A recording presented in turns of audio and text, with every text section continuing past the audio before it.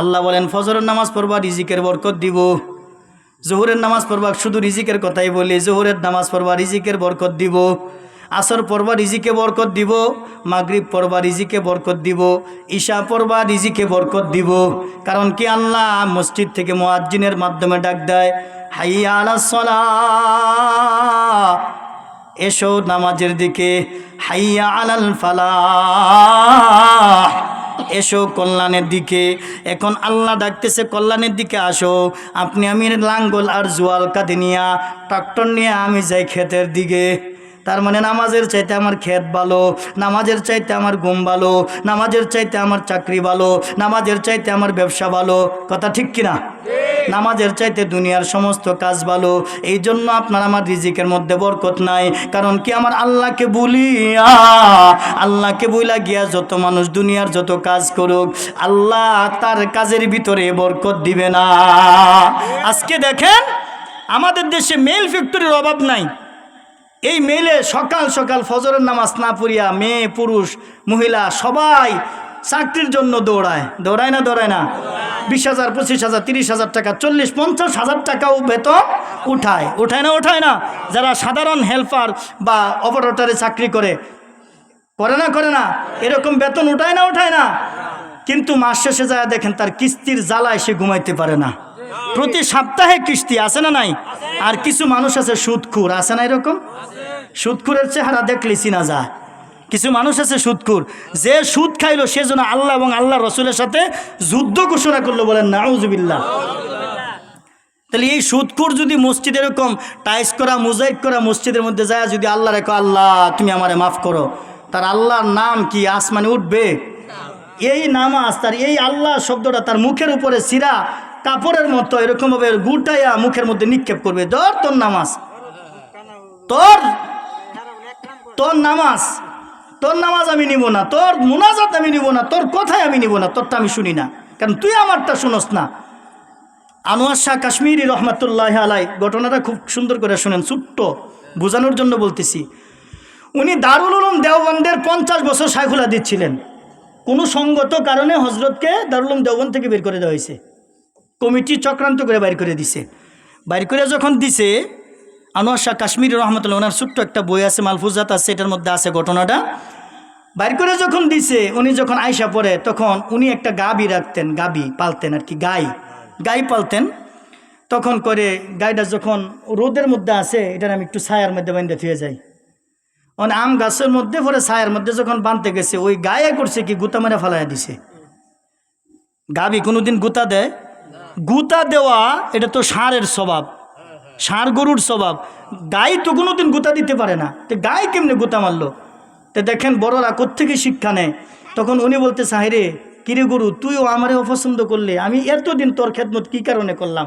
তার মানে নিশ্চয়ই কোনো না কোনো ভুল আমার আছে, যার কারণে আমাকে 50 বছর বুখারি পড়াইছি, শাইখুল হাদিস ছিলাম, এই দারুল উলুম দেওবন্দের মানুষ আমাকে বের করে দিছে নিশ্চয়ই কোনো অপছন্দের কারণে। তার মানে আমার আল্লাহ মনে হয় আমারে পছন্দ করে না।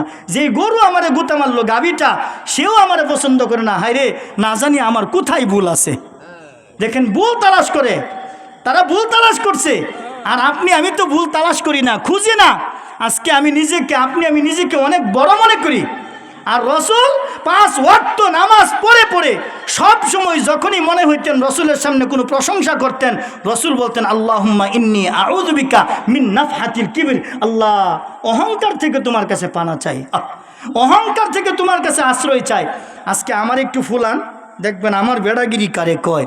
আমি কত বড় মাপের বক্তা যে, আইরে এই যে বড় বিলার পার বয়ান করতে গেছিলাম, প্রধান বক্তা সবাই আমারে খুব মূল্যায়ন করছে। হ্যাঁ, আমারে খুব আফুটাফু করছে, আমারে খুব তাজিম করছে। আমি ফুল্লা যামু, এটা হলো মানুষের স্বভাব। গরু চিনেন না? গরু ফুলে মুখের কারণে, গরু ফুলে বিশ্বাস হয় না? বিশ্বাস হবে। কুরবানির ঈদ আসার 1-1.5 মাস আগে বা রমজানের ঈদের পরে গরুরে আমরা বেশি খেদমত করি না? কম খাওয়াই না বেশি খাওয়াই? খুব বেশি খাওয়াই। তার মানে এমন খাওয়াইতে খাওয়াইতে ওই গরু এক দিক দিয়ে খায়, আরেক দিক দিয়ে পানি খাওয়ায়। খাইতে খাইতে কি করে গরু ফুলে যায়, মোটা হয়ে যায়, স্বাস্থ্য হয়ে যায়। তাহলে গরু ফুলে মুখের কারণে। আমার শায়েখ পীর মুর্শিদ এই উদাহরণটা দিচ্ছেন। তো উনি বলেন যে গরু ফুলে মুখের কারণে আর মানুষ ফুলে অহংকারের কারণে, মানুষ ফুলে অহংকারের কারণে, তাকাব্বুরের কারণে। অহংকার হলো আল্লাহর গুণ, অহংকার হলো আল্লাহর চাদর। এই চাদর নিয়ে যারা টানাটানি করবে এরা কাফের, নাউজুবিল্লাহ বলেন। এই চাদর নিয়ে যারা হেসরা হেসরি করবে তারা কি? কাফের। আল্লাহ তাদেরকে পছন্দ করে না। লা ইয়াদখুলুল জান্নাতা মান কানা ফি কলবিহি মিসকালা যাররাতিন মিন কিবরিন। রাসূল হাদিসের মধ্যে বলেন ওই ব্যক্তি জান্নাতে যাবে না যার দিলের ভিতরে জাররা পরিমাণ, জাররা কারে কয়, একটা জিনিস শুনেন, এই যে কাপড়গুলো আছে না, এই কাপড়গুলো যখন আপনি আমি ধোয়ার পরে এই পানি চিপাইয়া নিংড়াইয়া পরে পানি পরে না, পরে তো দলা থাকে, এই দলাটারে ভাঙ্গার জন্য যখন বাড়ি দেয়, জারা দিলে দেখবেন আসমানে কি জানি উড়ে, কিছু কিছু দূরে দূরে উড়ে না, যে পানির কণাগুলো, এটারে বলা হয় জাররা। আরও সহজে বোঝাই যে শীত মৌসুম আইতেছে, দেখবেন বেড়ার ফাঁক দিয়া টিনের ছিদ্র দিয়া এক ধরনের আলো ঢুকবো, আলোর ভিতরে দেখবেন কি জানি উড়ে, এটারে বলা হয় জাররা। এই জাররা পরিমাণ যদি কারো দিলের ভিতরে অহংকার থাকে, তাকাব্বুরি থাকে, তাহলে ওই ব্যক্তি কি? জান্নাতে যাবে না। ওই ব্যক্তি কোথায় যাবে না? জান্নাতে যাবে না। বলেন নাউজুবিল্লাহ। এজন্য রাসূল বলতেন আল্লাহুম্মা ইন্নী আউযু বিকা মিন নাফহাতিল কিবর, আল্লাহ তোমার কাছে অহংকার থেকে পানা চাই। আর আজকে তো আমাদের অহংকার এটা একটা গুণ হয়ে গেছে। আল্লাহ বলেন এই অহংকার হলো আমার চাদর। একটা চাদর দিয়া শীত মৌসুমে কয়জন ঘুরেন গায়ে দিয়া? একজন না তিনজন? এক চাদরের ভিতরে কয়জন লয়? একজন। দুইজন ঢুকলে তো শীত ঢুকে না? ঢুকে না। তাহলে চাদর যেরকম দুইজন গায়ে দেওয়া যায় না, এটা হাদিসের মধ্যে রাসূল বলেছেন অহংকার হলো আল্লাহর চাদর। এই অহংকার নিয়ে যদি কেউ টানা হেসরা করে তাহলে আল্লাহর চাদর নিয়ে টানা হেসরা করলো, নাউজুবিল্লাহ। এই চাদর নিয়ে টানা হেসরা করা যাবে? ওয়ারাব্বাকা ফাকাব্বির, ওয়ারাব্বাকা ফাকাব্বির। একমাত্র বড়াই বড়ত্ব কার হবে? আরো জোরে বলেন, বড়াই বড়ত্ব কার? ওই বিজয়, ওই বিজয়, ওই উঠছো কে? নাম কি? নাম কি তোমার? ফিসে জার্সি লাগাইছো বিজয়, এটা তো মুসলমানের নাম না, এটা তো মুসলমানের নাম না। এই নাম চেঞ্জ করবা যদি তোমার থাকে, এই নাম পরিবর্তন করবা, নামের কারণে জাহান্নামে যাবে। কথা ঠিক কিনা জোরে বলেন। তো যাই হোক, ওয়ারাব্বাকা ফাকাব্বির, বড়াই বড়ত্ব কার হবে? তাহলে যারা রিজিকের পিছনে দৌড়ায় আল্লাহ তাদেরকে রিজিক দিব না। যারা আল্লাহরে ভুলে যায়, এক নাম্বার মুসিবত দুনিয়াতে, সেটা হলো আল্লাহ তার রিজিকের সংকুচিতর মধ্যে রাখবেন, রিজিক তার কাছ থেকে উঠায় নেবেন, ছিনায় নেবেন। এটা হলো দুনিয়ার মুসিবত। আখেরাতের মুসিবত হলো আল্লাহ তারে অন্ধ বানায় উঠাইব। নাউজুবিল্লাহ বলেন। কি বানায় উঠাইব? অন্ধ বানায়া। তখন আল্লাহর দরবারে উঠবো, আল্লাহ দুনিয়াতে তো আমার চোখ আছেন, আজকে কি লিগে আমার চোখ দিলা না? ক্বালা রাব্বি লিমা হাশারতানি আ'মা ওয়া ক্বাদ কুনতু বাসীরা। রে মালিক, দুনিয়ার ভিতরে এত সুন্দর চোখ দিয়েছিলা, এই চোখ দিয়ে সুন্দর সুন্দর করে দেখতাম, দুনিয়ার আলো বাতাস সব কিছু দেখতাম। আমি আমার মাকে দেখতাম, বাবাকে দেখতাম, আত্মীয় স্বজন ছেলে মেয়ে সব কিছু দেখতাম, দুনিয়ার রং ডং তামাশা যা কিছু আছে সব কিছু দেখেছিলাম। এরে মালিক, দুনিয়ার ভিতরে এত সুন্দর চোখ নেওয়ার পরে আজকে আমাকে কবর থেকে কেন চোখ ছাড়া ওঠাইলা? আমার আল্লাহ বলবেন, বান্দারে দুনিয়ার ভিতরে আমি তোমাকে চোখ দিয়েছিলাম ওয়াজের মাহফিলে যাওয়ার জন্য, দুনিয়ার ভিতরে চোখ দিয়েছিলাম এই যে কোরআনটা আছে, এই কোরআনটা সুন্দর করে দেখে পড়ার জন্য, দুনিয়ার ভিতরে আমি চোখ দিয়েছিলাম মসজিদটা দেখে যাওয়ার জন্যে, দুনিয়ার ভিতরে আমি চোখ দিয়েছিলাম এই যে নেকের কাজ যেগুলো আছে সবগুলো সুন্দর করে করার জন্যে। আজকে তুমি ওই চোখের অপব্যবহার করেছ। দুনিয়ার চোখটা আমি দুনিয়ার মধ্যে রেখেছিলাম, দুনিয়ার চোখ দিয়া তুমি আমাকে কাজে লাগাও নাই, এই জন্য আজকে আমি তোমাকে অন্ধ বানায়া উঠাইলাম। নাউজুবিল্লাহ। শুধু তাই নাই, ক্বালা কাযালিকা আতাতকা আয়াতুনা ফানাসিতাহা ওয়া কাযালিকাল ইয়াওমা তুনসা। আমার আল্লাহ তাআলা বলবেন, বান্দা দুনিয়ার ভিতরে যেরকম আমাকে ভুলে গিয়েছিলা, আজকে এই ময়দানে মাশরে কঠিন দিন আমি আল্লাহ তোমাকে ভুইলা গেলাম। নাউজুবিল্লাহ। আল্লাহ যদি ভুইলা যায় বাঁচানোর কোনো মালিক আছে? কেউ সুপারিশ করতে পারবে? কেউ জান্নাতে দিতে পারবে? আরো কোনো আল্লাহ আছে? আহা, আরো কোনো আল্লাহ আছে? কে সুপারিশ করবে? কে বাঁচাবে? এই জন্য আমার আল্লাহ বলেন, وَلَقَدْ ذَرَأْنَا لِجَهَنَّمَ كَثِيرًا مِنَ الْجِنِّ وَالْإِنسِ لَهُمْ قُلُوبٌ لَا يَفْقَهُونَ بِهَا وَلَهُمْ أَعْيُنٌ لَا يُبْصِرُونَ بِهَا وَلَهُمْ آذَانٌ لَا يَسْمَعُونَ بِهَا أُولَئِكَ كَالْأَنْعَامِ بَلْ هُمْ أَضَلُّ أُولَئِكَ هُمُ الغافلون আল্লাহু আকবার। আল্লাহ বলেন ওয়ালাকাদ লামে তাকিদ কাফে তাকিদ নিশ্চয় নিশ্চয় ওয়ালাকাদ যারানা লিজাহান্নামা কাসীরাম মিনাল জিন্নি ওয়াল ইনস। ওই যে আল্লাহ জিন এবং ইনসান বানাইছেন আল্লাহর ইবাদতের জন্য। এই আয়াতে আল্লাহ বলতেছেন অধিকাংশ জিন এবং ইনসান জাহান্নামে যাবে। অপরাধ মাত্র কয়টা? এই তিনটা অপরাধ হলো তিনটা। এর ভিতরে এক নাম্বার লাহুম কুলুবুন লা ইয়াফকাহুনা বিহা। আমি আল্লাহ তাআলা তারে আকল দিয়েছিলাম, বুদ্ধি দিয়েছিলাম, আহারে বুদ্ধি খাটায়া সে চলে নাই। ওয়ালাহুম আয়ুনুন লা ইউবসিরুনা বিহা। দুই নাম্বার হলো আমি আল্লাহ তাআলা চোখ দিয়েছিলাম, দেখেও দেখে নাই। তিন নাম্বার হলো ওয়ালাহুম আযানুন লা ইয়াসমাউনা বিহা। আমি তাকে কান দিয়েছিলাম শ্রবণ করার জন্যে, শুনেও শুনে নাই। উলাইকা কাল আনআম, এরা হলো চতুষ্পদ জন্তুর মতো। বালহুম আদল, এর চাইতে আরো নিকৃষ্ট। বলেন নাউযুবিল্লাহ। ওয়ালাহুম আযানুন লা ইয়াসমাউনা বিহা। এই আযান উযুনুন শব্দের অর্থ হলো কান। এই কানের কথা আল্লাহ কেন বললেন? মসজিদ থেকে মুয়াজ্জিন কি দেয়? আরো জোরে বলেন কি দেয়? আযান শব্দের অর্থ হলো ডাকা, আহ্বান করা, শ্রবণ করা। এই যে আজান মসজিদে যখন মুয়াজ্জিন দেয়, কেমনে দেয়? আল্লাহু আকবার, আল্লাহু আকবার, দেয় না দেয় না? আল্লাহু আকবার, আল্লাহু আকবার। অনেকে মনে করবো ফজর আজান হয়ে যেতেছে, আর দিব না। এরকম আজান দেয় কেন? ওই যে কানের ভিতরে আজান দেয়। এই আজান কেন দিছেন, কেমনে দিছেন? সুন্দর করে বলে দেই। ইসলামের প্রথম যুগে আজান ছিল না।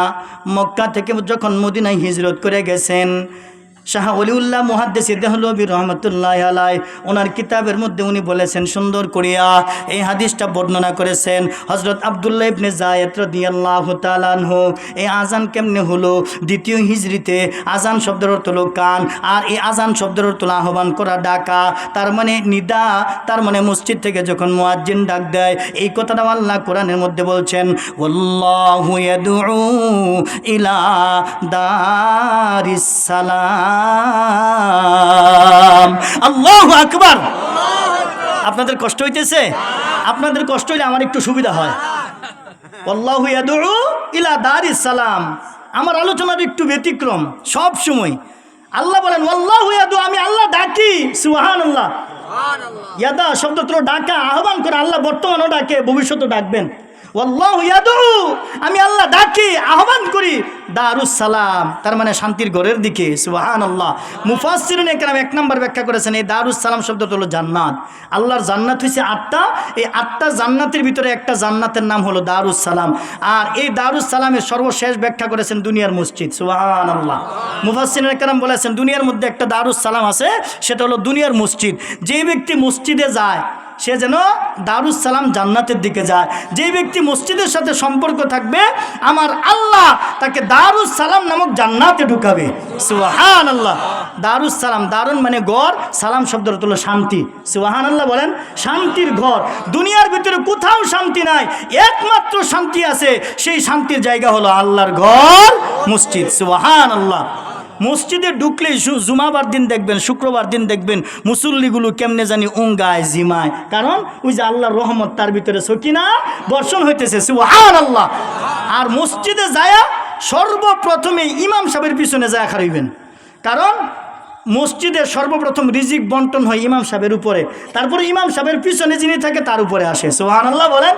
আল্লাহর রহমত সর্বপ্রথম ইমাম সাহেবের উপরে আসে, তারপরে ইমাম সাহেবের পিছনে যিনি তার উপরে, তারপরে ডানে যিনি তার উপরে, তারপরে বামে যিনি তার উপরে, পরে ডান বাম ডান বাম ডান বাম, এভাবে শেষ হইয়া তারপরে আবার দ্বিতীয় কাতারের প্রথম যিনি থাকেন ইমাম সাহেবের বরাবর, মুয়াজ্জিনের বরাবর, তার উপরে। এই জন্য পয়গম্বর বলেন, ইযা রাআইতুমুর রাজুলা ইয়াতাআহাদুল মাসজিদা ফাশহাদু লাহু বিল ঈমান।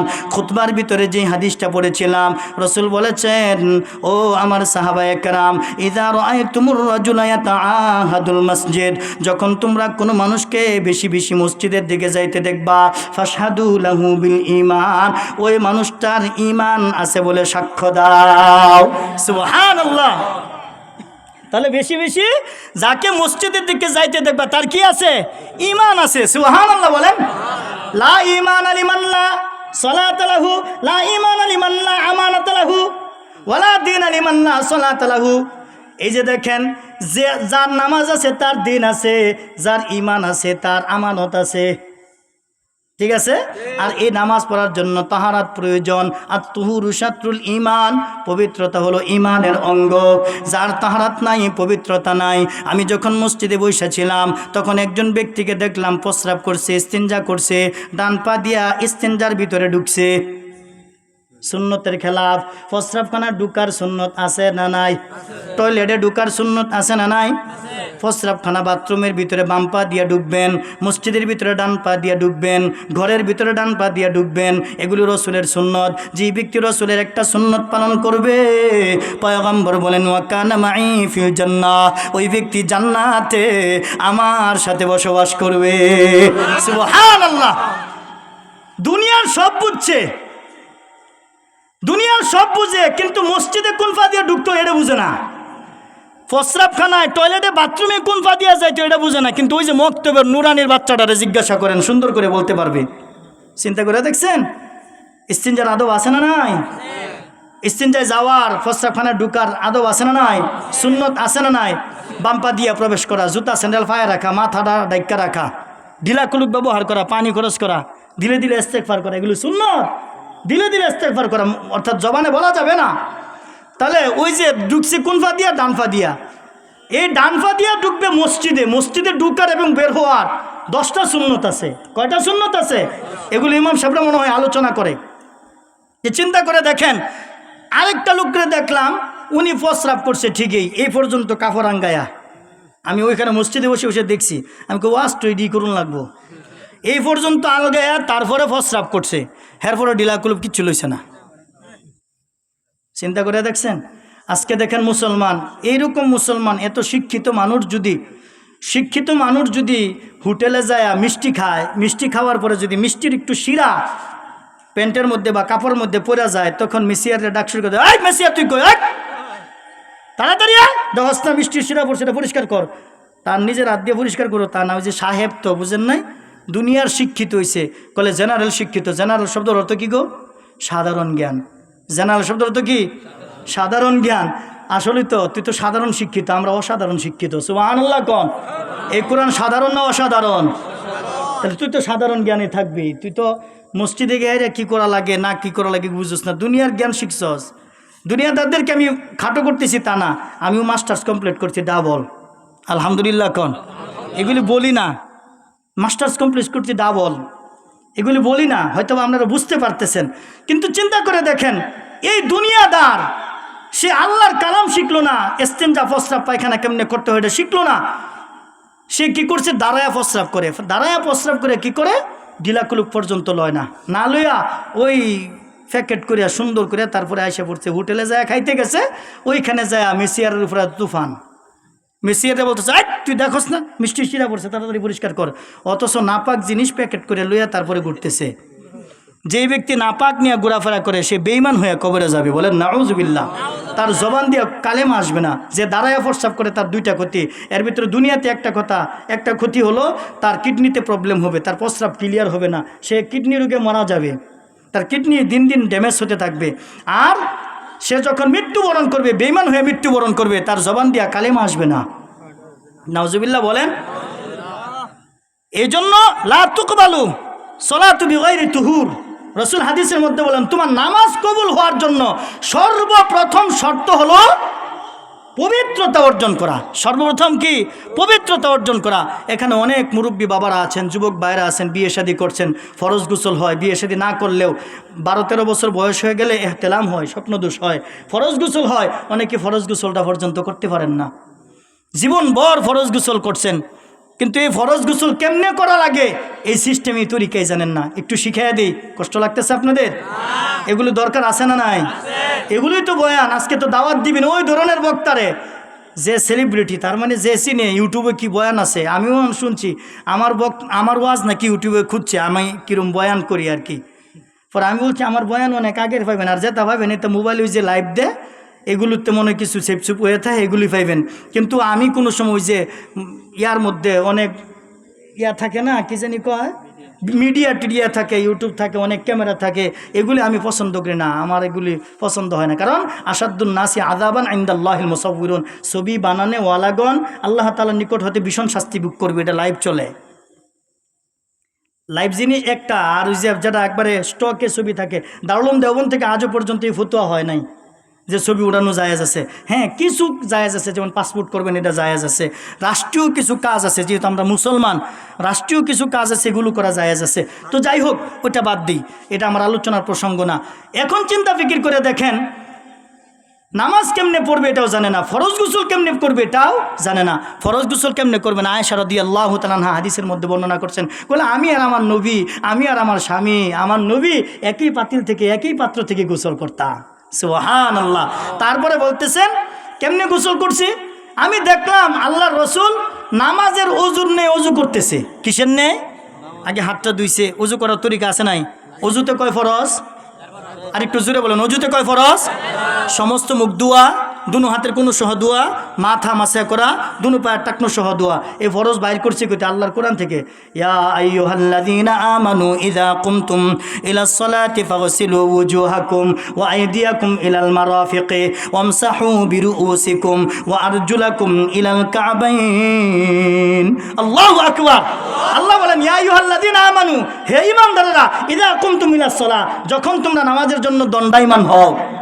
সুবহানাল্লাহ। কোন কি কইছে? ইয়া আইয়ুহাল্লাযীনা আমানু। নামাজ কারা পড়ে? ঈমানদাররা। সুবহানাল্লাহ বলেন। নামাজ কারা পড়ে? ঈমানদাররা। বেঈমান কি নামাজ পড়ে? নামাজ পড়ে ঈমানদাররা। এই ঈমানদারদেরকে বলতেছেন। তাহলে মসজিদে কারা যায়? ঈমানদার। তাহলে যেই ব্যক্তি মসজিদে বেশি বেশি যায়, আল্লাহর রাসূল কি কইছে? তারা ঈমানদার বলে সাক্ষ্য দাও। আল্লাহ বলতেছেন, ঈমানদাররা যখন তোমরা নামাজ কায়েম করবে, নামাজ প্রতিষ্ঠা করবে, তখন তোমরা কি করো? ফাগসিলু ওয়ুজুহাকুম, মুখমণ্ডল ধৌত করো, ওয়া আইদিয়াকুম ইলাল মারাফিকি, মিরফাকুন শব্দের অর্থ হলো কুনি, এই কুনি পর্যন্ত ধৌত করো। ওয়ামসাহু বিরুউসিকুম, তোমরা তৃতীয়বার তোমরা কি করো? এই মাথাটা মাসে করো। চতুর্থ নাম্বারে ও আরজুলাকুম ইলাল কাবাইন, এই যে টাকনোটা আছে এটাকে মাফ করবেন, আপনাদের উপর উঠাইছি আর কি। এই যে টাকনোটা আছে এটাকে কাবা বলা হয়। দুইটা জিনিসের নাম হলো কাবা। খানে কাবা দুনিয়ার মধ্যে উঁচু জায়গা, আর মানুষের শরীরের মধ্যে উঁচু জায়গা হলো এই টাকনো। এই জন্য এই টাকনোটাকে বলা হয় কাবা। আর দুনিয়ার উঁচু জায়গা হলো খানে কাবা, সবচাইতে বড় জায়গা, সবচাইতে উঁচা স্থান, সবচাইতে সম্মানিত জায়গা, এই জন্য এটাকে কাবা বলা হয়। এই যে টাকনো পর্যন্ত ধৌত করা, এই হলো 4টা ফরজ। অজুতে 4টা ফরজ আদায় করা। নবীজি সর্বপ্রথম নামাজের ওজন নেই ওযু করতেন, হাতটা সুন্দর করে বিসমিল্লাহ বলিয়া বলিয়া ধুইতেন। সুন্দর করিয়া ধুইয়া তারপরে নবীজি মেসওয়াক করতেন। মেসওয়াক করে কুলি করিয়া তারপরে সুন্দর করে নাকে পানি দিতেন, তারপরে মুখটা ধুইতেন। এরকমভাবে মাথা, এরকমভাবে গণদাড়ি খিলাল করতেন, 2 হাতের কোনি পর্যন্ত ধুইতেন। তারপরে এই পর্যন্ত ধোয়া শেষ, হাতটা খিলাল করতেন, আঙ্গুলগুলো খিলাল করতেন, মাথা মাসে করতেন। আয়েশা রাদিয়াল্লাহু তাআলা আনহা বলেন, নবীজি এরকমভাবে মাথাগুলো মাসে করতেন, চুলগুলো এরকমভাবে খিলাল করতেন যে খিলালের কারণে চুলের গোড়া ভিজা যায়। সুবহানাল্লাহ। নবীজি এরকমভাবে চুলগুলো মাসে করতেন, খিলাল করতেন। খিলালের কারণে চুলগুলো কি হয়েছে? ভিজে গেছে। তার কারণ ওই জমানায় তো পানি কম ছিল, ওই জমানায় পানি কম ছিল, যার কারণে এমনভাবে খিলাল করতেন একেবারে চুলগুলো ভিজে যেতেন। এই পর্যন্ত রাইখা দিতেন। রাইখা দিয়া 3 মশক পানি, মাথায় 1 মশক, ডান কাঁধে একটা, বাম কাঁধে, তার মানে এই যে 3 লোটা বা বদনা যে যায় বুঝেন আর কি, 3টা পাত্র পানি ডালতেন। ডাইলা তারপরে ওই যে ফাও কিন্তু ধুইছে না, ফাও কেটছে না, ধুইছে না। রসুল যেখানে গোসল করছেন ওইখান থেকে খানিকটা সরে জায়গাটা একটু পরিবর্তন করে তারপরে 2 পা সুন্দর করে ধুইতেন। এই হইল রসুলের ফরজ গোসল। সুবহানাল্লাহ বলেন। এই সিস্টেমে আজকের থেকে গোসল করবেন, ফরজ গোসল, নতবা আপনাদের গোসল হবে না। আর সর্বপ্রথম গোসল করার আগে, ওযু করার আগে নাপাক শরীরের মধ্যে হোক, কাপড়ের মধ্যে হোক, যেখানে হোক, এটা আগে সুন্দর করে 3 বার বিসমিল্লাহ কইয়া সুন্দর করে ধুইয়া তারপরে ওযু করবেন। এই ওযু করার পরে কি করতে হবে? ওই যে মসজিদ থেকে ডাকতেছে হাইয়া আলাস সালাহ, ওই যে কুরআন সূরা হজ্জের আয়াতটা তেলাওয়াত করেছিলাম খুতবার ভিতরে, আমার আল্লাহ বলেন 17 নম্বর পারা 20 নম্বর পৃষ্ঠার ভিতরে, আইয়ুহাল্লাযীনা আমানুর কাউ ওয়াসজুদু ওয়াবুদু, হে ঈমানদারেরা, আমানুর কাউ, তোমরা রুকুকারীদের সাথে রুকু করো। যারা মস্তক অবনত করে, যারা মাথা নত করে, তাদের সামনে তোমরা মাথা নত করো, তাদের সাথে দলবদ্ধ হইয়া, তার মানে জামাতের সাথে নামাজ আদায় করা লাগবে। সুবহানাল্লাহ। কিসের সাথে? জামাতের সাথে নামাজ আদায় করা লাগবে। তোমরা রুকুকারীদের সাথে রুকু করো। মুসলমানি বুয়াদ গর্দন নেহাদান, আয়নানে খুদ বদস্তে খাজাদাদান। মুসলমান তাকে বলা হয় যে তার রবের সামনে মস্তক অবনত করে, মাথা নত করে দেয়। মুসলমান কাকে বলে? জুড়ে বলেন। মুসলমান তাকে বলে যে তার রবের সমস্ত হুকুম পাইছে, হুকুম পাওয়ার পরে একটা মানে আরেকটা মানে না, এরকম না। ইয়া আইয়ুহাল্লাযীনা আমানু দুখুলু ফিস-সিলমি কাফা, হে ঈমানদারেরা, তোমরা ইসলামের ভিতরে পুরাপুরি ঢুকো। সুবহানাল্লাহ। এখন মসজিদের ভিতরে যদি এক পা থাকে আর মসজিদের বাহিরে যদি আরেক পা থাকে, তাহলে পুরাপুরি ঢুকে হয়েছে না অর্ধেক? তার মানে নামাজ পড়ছেন, রোজা রাখেন না, ইসলামের পুরা আমল হয়েছে? নামাজ পড়ছেন, রোজা রাখছেন, হজ ফরজ হয়েছে, কিন্তু হজ করছেন না, আমল হয়েছে? নামাজও পড়ছেন, রোজাও রাখছেন, হজও করছেন, যাকাত ফরজ হয়েছে, দিচ্ছেন না, ইসলামের উপরে পুরাপুরি ঢুকা হয়েছে। এখন ইসলামের পুরা আমল করছেন, কিন্তু নবীজির সুন্নত পালন করছেন না, হয়েছে? এখন সুন্নত না পালন করে যদি মরণের সময় কবর মধ্যে বিসমিল্লাহি ওয়া আলা মিল্লাতি রাসূলিল্লাহ হাজার হাজার বার তেলাওয়াত করে যদি রাখেন, তাহলে কবর আযাব মাফ হবে? কি কইতেছে? বিসমিল্লাহ, আল্লাহর নামে, ওয়া আলা মানে উপর, মিল্লাতি রাসূলিল্লাহ, রাসূলের দলের উপর, আল্লাহর নামে রসুলের দলের উপরে কবরে রাইখা গেলাম, অথচ জিন্দেগিতে রসুলের সুন্নত পালন করে নাই। মসজিদের সুন্নত তরিকায় গেছে না, কাপড়গুলো সুন্নত তরিকায় পড়ছে না, গায়ের ভিতরে সুন্নত নাই, হ্যাঁ রসুলের সুন্নতকে ভালোবাসছে না, দাড়ি নাই, পাঞ্জাবি নাই, টুপি নাই, রসুলের সুন্নতকে পালন না করিয়া কবরে যাইতেছে। আর আমরা বলতেছি কি বিসমিল্লাহি ওয়া আলা মিল্লাতি রাসূলিল্লাহ। কি বেঈমানি একটা কথা, চিন্তা করে দেখছেন? কত সুন্দর কথা। আল্লাহ রসুল কইছে এক কথা, আর আমরা করতেছি বেঈমানি। বেঈমানি হইতেছে না? তার মানে আমাদের বডির ভিতরে সুন্নত নাই, অথচ আমরা সুন্নত, আল্লাহ তোমার সুন্নতের উপরে, তোমার রসুলের সুন্নতের উপরে তোমার জামিনে রেখে যাচ্ছি, রসুলের জামিনে রেখে যাচ্ছি তোমার নাম লইয়া কবরের মধ্যে, অথচ জীবন ভর সুন্নত পড়ছে না, নামাজ পড়ছে না, আল্লাহর হুকুম পালন করে নাই। তাহলে এটা কি হইল? এটা কি হয়েছে? হয় নাই। এই জন্য আল্লাহ বলেন ইয়া আইয়ুহাল্লাযীনা আমানুর কাউ, হে ঈমানদারেরা, তোমরা রুকুকারীদের সাথে রুকু করো। ওয়াবুদু রব্বাকুম ইয়া আইয়ুহাল্লাযীনা আমানু রুকউ ওয়াসজুদু, তোমরা সিজদাকারীদের সাথে সিজদা করো। সিজদাকারীদের সাথে সিজদা কেন করব? আল্লাহ রাসূল হাদিসের মধ্যে বলেন আকরাবু মা ইয়াকুনুল আবদু মির রাব্বিহি ওয়া হুয়া সাজিদুন। নবীজি বলেন আকরাবু মা ইয়াকুনুল আবদু, আল্লাহর সবচেয়ে নিকট হয়েছে বান্দা, মির রাব্বিহি সাজিদুন, বান্দা যখন সিজদা করে, সিজদা করলে আল্লাহর সবচেয়ে নিকটে হয়ে যায়। সুবহানাল্লাহ। তামাম বডিটার ভিতরে, আপনার আমার দেহের ভিতরে সবচাইতে দামি জায়গা হলো এই নাক, তারপরে হলো কপাল।